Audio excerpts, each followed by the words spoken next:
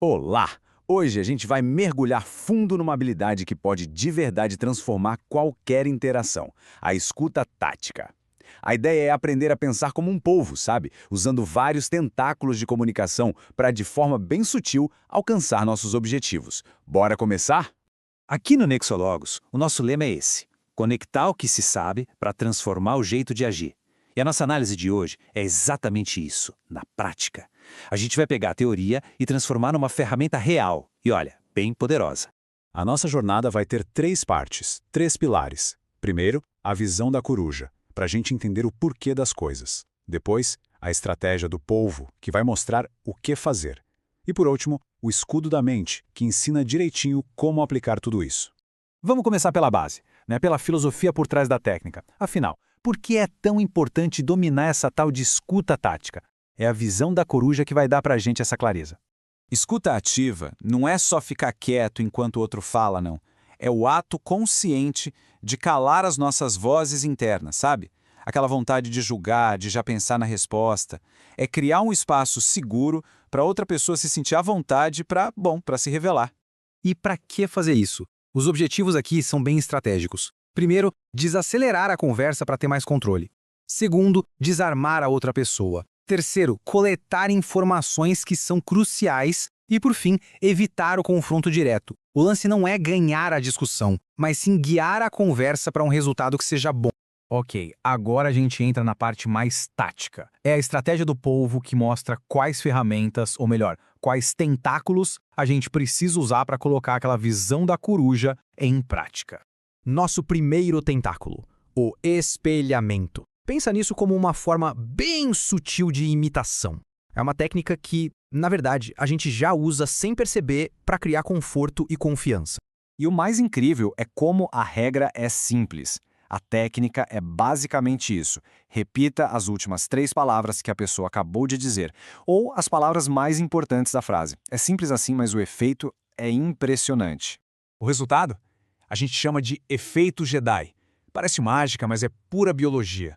Quando a gente repete as palavras de alguém, ativa um instinto de conexão. A pessoa se sente quase que obrigada a continuar falando, a explicar melhor e acaba entregando informações valiosas sem que a gente precise fazer uma pergunta se... Vamos ver um exemplo prático. Imagina que alguém da sua equipe diz: precisamos fazer 2 cópias de todos os documentos. A resposta usando o espelhamento seria só isso. 2 cópias, mas repara, com uma entonação de pergunta.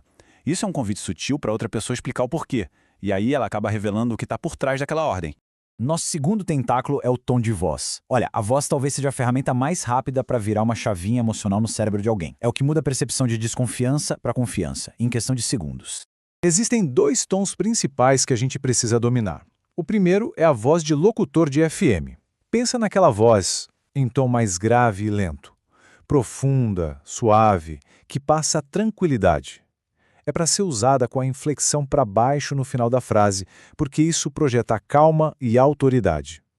O segundo tom é a voz positiva, e o segredo aqui é quase bobo de tão simples. Sorria enquanto fala. O sorriso muda o seu tom de verdade e estimula o outro a colaborar. E o nosso terceiro tentáculo, que talvez seja o mais ignorado de todos, o silêncio. Ele não é um vazio, gente. O silêncio é uma ferramenta de pressão psicológica muito, mas muito poderosa. E tem até um número mágico. Depois de usar o espelhamento, a pausa precisa ter no mínimo 4 segundos. Não é 3, não é 5. 4. Esse é o tempo. Tá, mas por que essa pausa funciona tão bem? Qual é a lógica por trás disso? A resposta está na nossa própria cabeça. O silêncio cria um desconforto. A maioria das pessoas tem uma compulsão para preencher esse vazio e, quando fazem isso, acabam falando muito mais do que planejavam. É essa pausa que dá o tempo para a mágica do espelhamento acontecer de verdade. Beleza. A gente já viu o porquê e o quê. Agora, com o escudo da mente, a gente vai juntar tudo isso num plano de ação. Chegou a hora de ver o como. E aqui está o passo a passo. Primeiro passo: use a voz calma de locutor de rádio.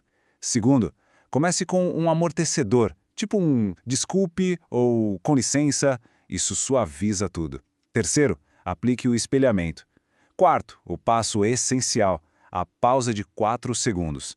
E quinto, repita o processo quantas vezes achar necessário. E olha, se tiver uma única lição para levar daqui, que seja esta. Ir rápido demais é o maior erro de todos. Desacelere. É fundamental garantir que a outra pessoa se sinta ouvida de verdade. Essa é a base de qualquer boa negociação. Bom, estamos chegando ao fim da nossa análise. Agora é hora de conectar todos os pontos e se preparar para colocar em prática. Então, resumindo, a visão da Coruja nos mostrou o porquê: usar a escuta para desarmar e conseguir informação. A estratégia do polvo nos deu o quê? As ferramentas do espelhamento, do tom de voz e do silêncio. E o escudo da mente nos ensinou o como, com aquele guia prático de 5 passos. E isso, no fim das contas, é a nossa filosofia. O verdadeiro poder não está só em saber as coisas, mas em conectar esse conhecimento para transformar o jeito como a gente age no mundo. Se essa lógica da conexão aplicada fez sentido, ajude a gente a continuar essa jornada. Curta o vídeo para a gente expandir a sabedoria.